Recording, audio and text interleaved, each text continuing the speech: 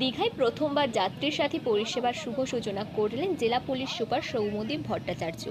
পর্যটন শহর দীঘায় এবার যাত্রী সাথী অ্যাপ।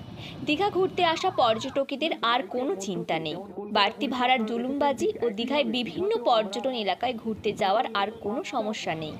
এবার হাতের মুঠোয় যাত্রী সাথী এক ক্লিকেই পৌঁছে যাবে গাড়ি। যাত্রী সাথী দেশের মধ্যে সরকারি উদ্যোগে তৈরি হওয়া প্রথম মোবাইল অ্যাপ। দিনে রাতে যখন খুশি যাত্রী সাথীর পরিষেবা মিলে। এই অ্যাপে এবার সরকারি বাসের তথ্য মিললে অনেক উপকার হবে যাত্রীদের। দীঘা এলাকায় 5টি বিশেষ মোটর বাইক থাকবে মনিটরিং করার জন্য। পূর্ব মেদিনীপুর জেলা পুলিশ সুপার সৌম্যদীপ ভট্টাচার্য বলেন, দীঘায় জগন্নাথ মন্দির উদ্বোধনের পর দীঘায় পর্যটকের সংখ্যা বেড়েছে, যানজটও বেড়েছে। তাই যানজট নিয়ন্ত্রণ করার জন্য তথ্যসহ ভাড়ার জুলুমবাজি বন্ধ করার জন্য সরকারি যাত্রী সাথীর শুভ উদ্বোধন করা হলো আজ। যাত্রীদের নিরাপত্তা এবং কম পয়সায় পরিষেবা দেওয়ার জন্যই গড়ে উঠেছিল যাত্রী সাথী। হলুদ ট্যাক্সিকে আরও বেশি করে কাজে লাগানো হয়, আর মানুষ কম পয়সায় নানা জায়গা যাওয়ার পরিষেবা পান। তাতে বেশ চাপে পড়ে যায় ওলা উবার।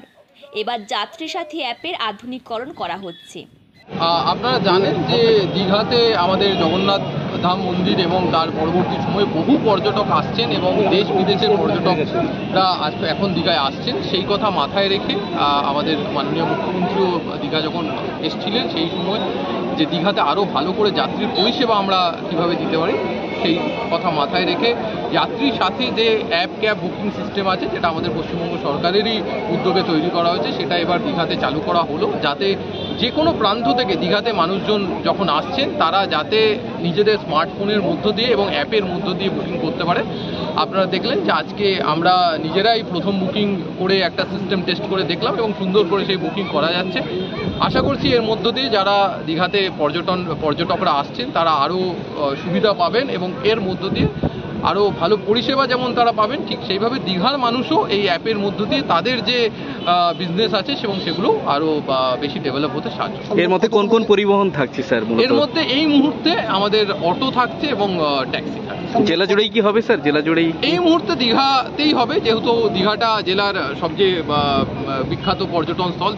দীঘা শুধু নয়, দীঘা, মন্দারমণি, তাজপুর যে আমাদের যে ট্যুরিজমের যে সার্কিটটা রয়েছে সেটা পুরোটাতেই এই অ্যাপ ক্যাব পরিষেবা থাকবে এবং অন্যান্য যে জেলার অন্যান্য জায়গা আছে সেটা আমরা পরবর্তী সময় বিবেচনা করে দেখে নেব। তাজপুর, মন্দারমণি এর সঙ্গে হ্যাঁ, নিশ্চয়ই এটা দু ধরনের রাইড এতে হতে পারবে। একটা যেমন দীঘার মধ্যে হবে, ঠিক সেভাবেই কেউ যদি দীঘা থেকে ক্যাব বুকিং করে আপনার তাজপুর, মন্দারমণি যে সার্কিটটার কথা আমরা বারবার আমাদের আলোচনায় উঠে আসছে, যে গোটা শুধু দীঘা নয়, দীঘা থেকে শুরু করে একদম বগুড়ান, জলপাই অবধি আমাদের যে পর্যটন স্থলগুলো রয়েছে তার প্রত্যেকটাতেই এটা সুবিধা দীঘা থেকে বুকিংয়ের মাধ্যমে পাওয়া যায়। দাদা, পর্যটকদের বেশি করে ভাড়া নেওয়ার একটা অভিযোগ উঠে আসে, এর দ্বারা কি নিয়ন্ত্রণ হবে বলে মনে করছেন? আপনারা জানেন যে এটা এর মধ্যে যে ভাড়ার ব্যাপারগুলো আছে সেগুলো আমাদের যারা ট্যাক্সি এবং অটো ইউনিয়ন আছে তাদের সঙ্গে ঠিক কথা বলে অলরেডি সেট করে দেওয়া হয়েছে। তাই বেশি ভাড়ারও যে অভিযোগটা আছে সেটাও আমার মনে হয় এটার মধ্যে দিয়ে আমরা অনেকটাই এর সমাধান দিতে পারবো।